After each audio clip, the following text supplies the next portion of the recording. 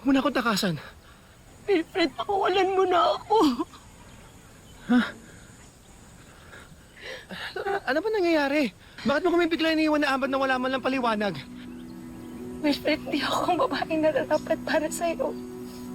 Ha? Para kay Amber, hindi ako. You left me at a proposal. You shut me out. Tapos literal ngayon tinatakbuhan mo ko. Sabihin mo!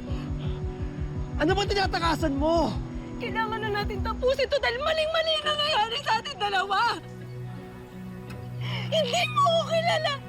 Wala kang alam tungkol sa akin. At mas mabuti gano'n na lang.